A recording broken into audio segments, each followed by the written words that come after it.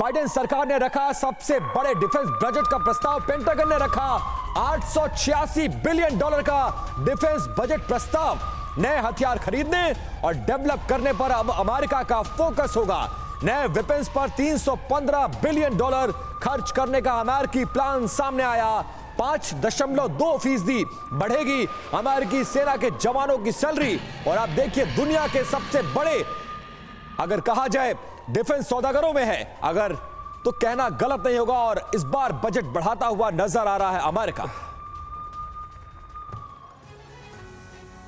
जी हां, एक्सपर्ट्स तो लगातार ये कह ही रहे हैं कि अमेरिका जो चाहता था वो हो गया। जमकर हथियारों की बिक्री हो रही है, उसके दुनिया दो धड़ों में बढ़ती हुई नजर आ रही है और सभी देशों में ऐसा लगता है होड़ सी मच गई है हथियार, ज्यादा से ज्यादा हथियार इकट्ठा करने की। लेकिन इस बीच अमेरिका का डिफेंस बजट 2024 देखा जाए तो पिछले साल की तुलना में जबरदस्त इजाफा किया गया है। कुल बजट प्रस्ताव जो है वो $886 बिलियन का है।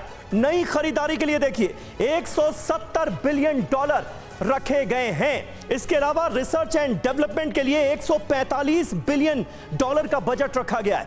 यूक्रेन के लिए स्पेशल फंड देखिए, इस पर ज़ेलेंस्की की जरूर नजर होगी। $300 मिलियन का और फंड यूक्रेन के लिए खास तौर पर रखा गया है। आने वाले वक्त में भी यूक्रेन को हर तरह की मदद जो है वो दी जाएगी। अमेरिका इसे लेकर क्लियर नजर आता है। गोला बारूद के लिए $5.6 बिलियन का बजट रखा गया है। टैक्टिकल मिसाइल $17.3 बिलियन का भारी भरकम बजट इसके लिए भी रखा गया है। इसके अलावा स्ट्रैटेजिक मिसाइल के लिए $7.3 बिलियन और पैसिफिक की तैयारी के लिए $9 बिलियन का भारी भरकम बजट रखा गया है। इसके अलावा मिसाइल डिफेंस पर भी अमेरिका का खासा फोकस नजर आ रहा है।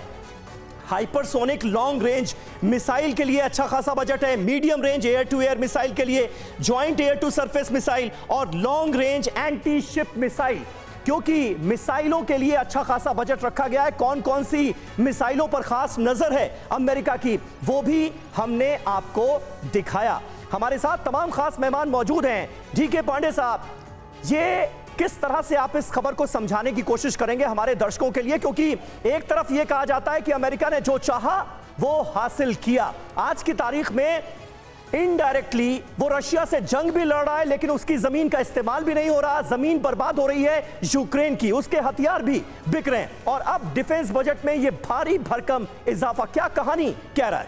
बिल्कुल आपने सही कहा। और मजेदार चीज़ है, अगर हम सिप्री की रिपोर्ट और ये बजट देखें तो निश्चित रूप से काफ़ी संदेश मिलते हैं कि अमेरिका का क्या रुख होने वाला है आने वाले दिनों में। निश्चित रूप से वो और खुल के और मदद देगा यूक्रेन को, ताकि रशिया के खिलाफ जो है वो और एक्शन ले सके। लेकिन ध्यान रहे कि जो वेस्टर्न एनालिस्ट है वो ये कहते हैं कि जो ये महाशक्तियां हैं वो अपना बजट या तो ओवर असेस करती हैं या अंडर असेस करती हैं, ताकि उनको एक सामरिक जो मनोबल बढ़ाने में घटाने में काम आ सके। लेकिन उन सबको देखते हुए ये कहना बहुत ज़रूरी है कि अभी भी काफ़ी गैप्स हैं डिफेंस सिस्टम में अमेरिका के, जिसको कि उनको फिल करना है। तभी उन्होंने 170 बिलियन का जो रखा है बजट नए एक्विजिशंस के लिए, वो एक चिंता का विषय है कि वो किस विधा में जाएगा। साथ में जो R&D पे काफ़ी बड़ा एक बजट रखा गया है, तो बताता है कि जो उन्होंने लेसन लर्न किए हैं अभी रशिया यूक्रेन वॉर में, उनके ऊपर उनको सबको एड्रेस किया जाएगा ताकि और उन्नत किस्म के वो माहौल बन सके। ध्यान रहे कि एक बहुत ही महत्वपूर्ण जो टैंक दिए जा रहे हैं वो 10 tank, 5 tank, 15 tank, 20 tank,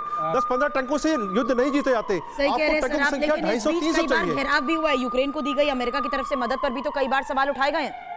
Manish, बिल्कुल देखिए सुरभि, सबसे पहले तो यह है कि अमेरिका का जो ये इतना बड़ा रक्षा बजट है, इसके बाद एक बात तो तय है, चाहे इस हथियारों का जितना इस्तेमाल हो, कि बाइडेन को 2024 के चुनाव में अब चंदे में दिक्कत नहीं होगी। तमाम जो अमेरिकी हथियार की कंपनियां हैं वो जमकर फंडिंग करेगी। तो जिसे हम मिलिट्री इंडस्ट्रियल कॉम्प्लेक्स कहते हैं, सबसे ज्यादा फायदा किसे मिलने वाला है? बिल्कुल उन्हें ही मिलने वाला, उन्हें ही मिल ही रहा है। और लेकिन बाइडेन प्रशासन सवालों में आई थी, कब तक ब्लैंक चेक देते रहेंगे, कितनी मदद पहुंचाते रहेंगे और एड के नाम पर कितना करेंगे?